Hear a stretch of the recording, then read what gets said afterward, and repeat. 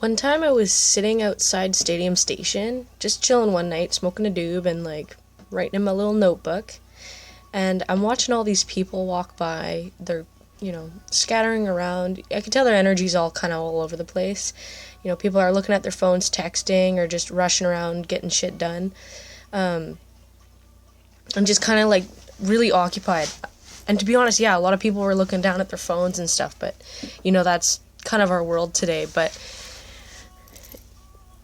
it looked a little hectic, and I remember looking up at the sky, like beyond all the people running around, and I was like, wow, that looks really fucking peaceful. Like, it was beautiful sky. It was like purpley, like just after sunset, gorgeous, and it looked so quiet, so peaceful. And what I imagined was like this big canvas, this big painting, and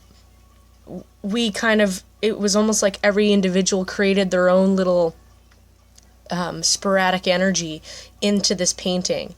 I want to refer to this canvas as stillness, or just peace, and the things that we create in our minds and in our worlds are the paint that we splatter onto the painting. So it's kind of like my little metaphor here, but it just made me wonder, like, why do we create the things we do in our lives? Sometimes we create a lot of things in our head that can cause us anxiety, or just kind of, because it's very true. I find it very true that we create our own realities. We're co-creators, and every thought that we have, like, kind of shapes our perception on our realities that we're experiencing. And I always wonder, like, why do we constantly have to fill our brains with things, and, like, why do we constantly feel the need to be doing something or even stressing about something? And one of my conclusions is just purely to escape boredom, because people get so so uncomfortable in just being still and just embracing stillness and peace, that it's like we constantly need to be like fed something, like stimulation. And I get that, because the point of life is to experience, and we want to feel good, we want to experience, we want to have a good time. This is how we want to have fun, and life is to experience, but to expand and learn and grow. That's the whole process of it, and that's what happens with our relationships and the people around us. We learn from each other, and we grow, and we expand. Just repeating myself. But we are creators of our realities. We are consciousness. Every thought is a thing, and every thought we have produces an emotion to it. So when we have a thought with an emotion, we are creating something for ourselves. That something, like, affects us. So this actually even creates even more consciousness, because then we think even more on it. You see what I'm saying? Like, and this is how we start to shape our realities. So if we don't really like what we're experiencing, this is the thing. Like, I feel like stillness is our true nature. We try, especially spiritual practices, we try to find inner peace and just peace in general. So we can actually use stillness to get back to our roots. That is the truth of who we are, is stillness, because in nothing something is created. This tends to happen, even scientifically. Like, molecules will just start forming. It's crazy shit. And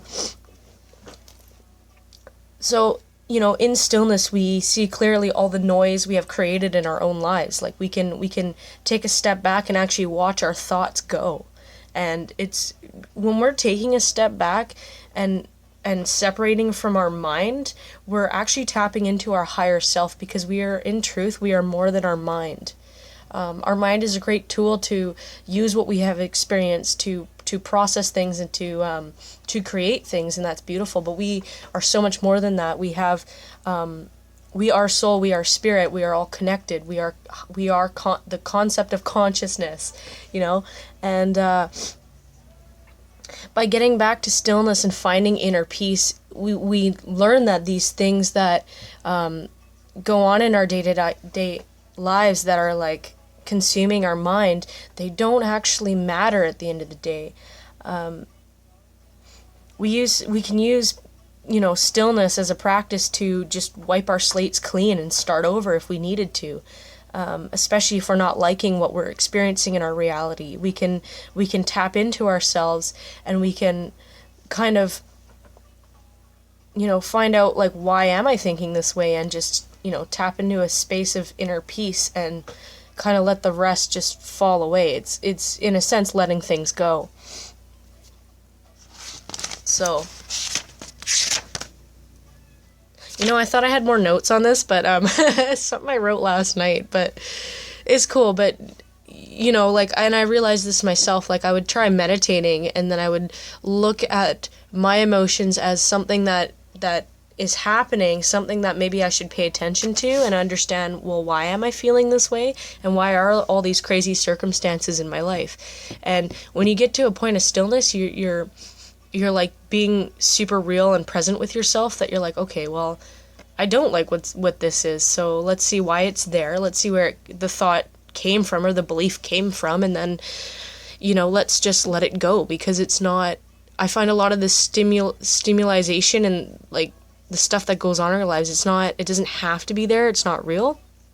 I mean, that's only true, I get it, like, we get put in situations and relationships with people that, we feel like we can't control, and there's some things that are definitely beyond our control, but we are in control with how we react to these things and what we choose to do from then on.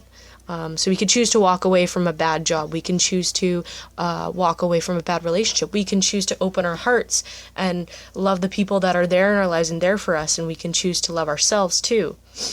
And knowing that peace and stillness is a part of who we are, even though we are sporadic creations. It's the polarities. We are both. We are both. We are nothing and we are everything. You know what I'm saying? All right, that's all I gotta say.